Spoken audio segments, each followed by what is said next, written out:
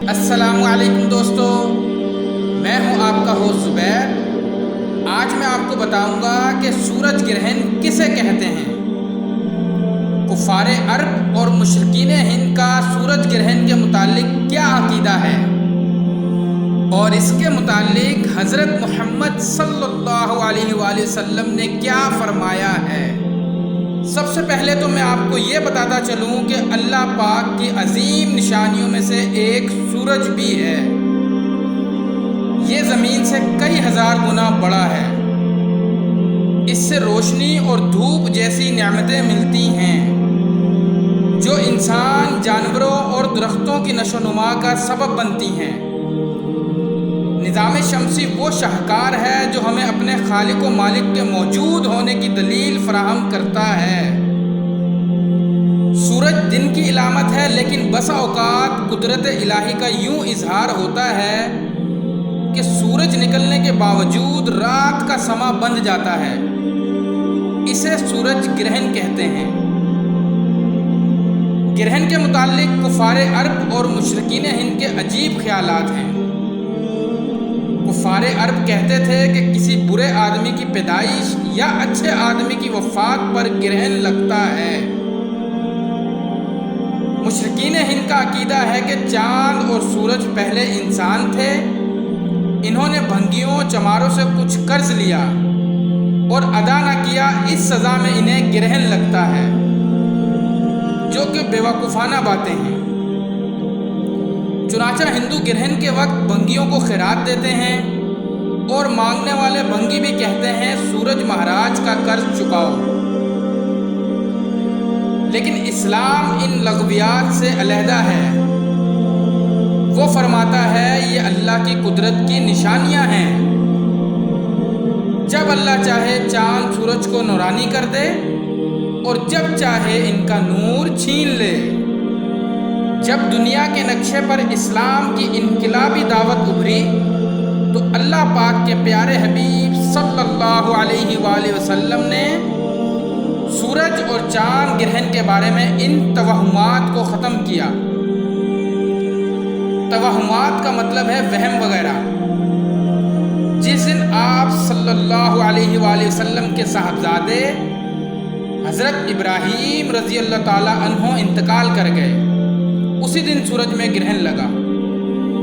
بعض لوگوں نے خیال کیا کہ یہ حضرت ابراہیم رضی اللہ تعالی عنہ کی وفات کی وجہ سے ہوا ہے۔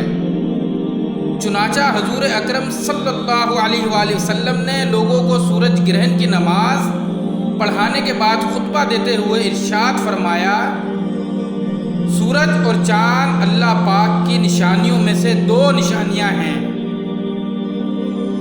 انہیں گرہن کسی کی موت اور زندگی کی وجہ سے نہیں لگتا، بس جب تم اسے دیکھو تو اللہ پاک کو یاد کرو، اس کی بڑائی بیان کرو، نماز پڑھو اور صدقہ دو۔ مفتی احمد یار خان نعیمی رحمۃ اللہ فرماتے ہیں، چونکہ یہ قہر خداوندی کے ظہور کا وقت ہے، اس لیے اس وقت نماز پڑھو، دعائیں مانگو، صدقہ دو، غلام آزاد کرو تاکہ رحم کیے جاؤ۔ سورج گرہن کے متعلق کچھ غلط فہمیاں بھی ہیں۔ مشرق و مغرب، ترقی پذیر اور ترقی یافتہ ممالک میں بھی سورج اور چاند گرہن کے انسان پر مضر اثرات کے بے بنیاد خدشات پائے جاتے ہیں۔ سورج گرہن کے بارے میں عام طور پر یہ غلط فہمیاں پائی جاتی ہیں۔ پہلی غلط فہمی، بعض علاقوں میں گرہن کے وقت کمزور اعتقاد والے افراد خود کو کمروں میں بند کر لیتے ہیں تاکہ بقول ان کے وہ گرہن کے وقت خارج ہونے والی نقصان دہ لہروں سے بچ سکیں۔ دوسری غلط فہمی، گرہن کے وقت حاملہ خواتین کو کمرے کے اندر رہنے اور سبزی وغیرہ کاٹنے اور سلائی کرنے سے منع کیا جاتا ہے۔ ایک مغربی ملک میں رہنے والی دنیاوی تعلیم یافتہ خاتون سورج گرہن سے چند روز پہلے سخت پریشان تھی، کیونکہ اس کے ہاں پہلے بچے کی ولادت ہونے والی تھی۔ بچے پر سورج گرہن کے ممکنہ اثرات کا خوف اسے بھی لاحق تھا۔ اس نے بچے کو گرہن کے مضر اثرات سے بچانے کے لیے اپنی ڈاکٹروں کو فون کیا کہ آیا اس کی قبل از وقت ولادت ممکن ہے، مطلب وقت سے پہلے ہی وہ ولادت کروانا چاہتی تھی۔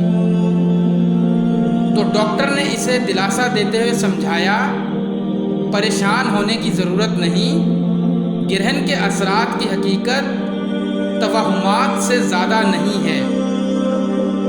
تیسری غلط فہمی، لوگوں کا ایک غلط خیال یہ بھی ہے کہ سورج یا چاند گرہن کے وقت حاملہ گائیں، بھینس، بکری اور دیگر جانوروں کے گلے سے رسی یا زنجیر کھول دینی چاہیے تاکہ ان پر برا اثر نہ پڑے۔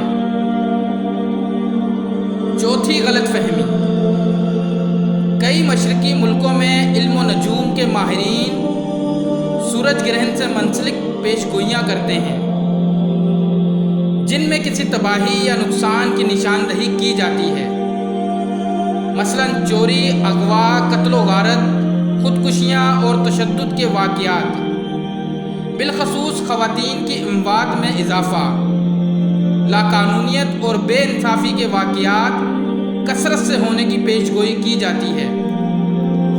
یہ سب غلط فہمیاں ہیں اور اس کے علاوہ کچھ نہیں۔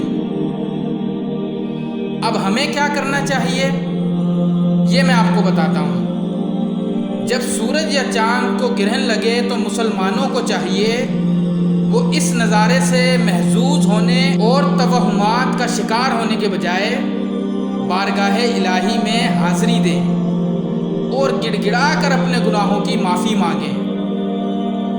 اس یوم قیامت کو یاد کریں جب سورج اور چاند بے نور ہو جائیں گے اور ستارے توڑ دیے جائیں گے اور پہاڑ لپیٹ دیے جائیں گے۔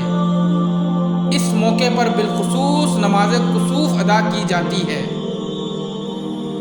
تو میرے بھائیوں، جب بھی سورج گرہن یا چاند گرہن ہو تو وہی کریں جس کا ہمیں ہمارے پیارے حبیب صلی اللہ علیہ وآلہ وسلم نے حکم دیا ہے۔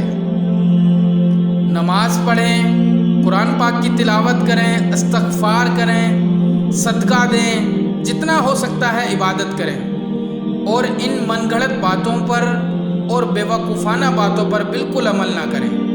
نماز کسوف کا طریقہ یہ ہے، یہ نماز اور نوافل کی طرح 2 رکعت پڑھیں، یعنی ہر رکعت میں 1 رکوع اور 2 سجدے کریں۔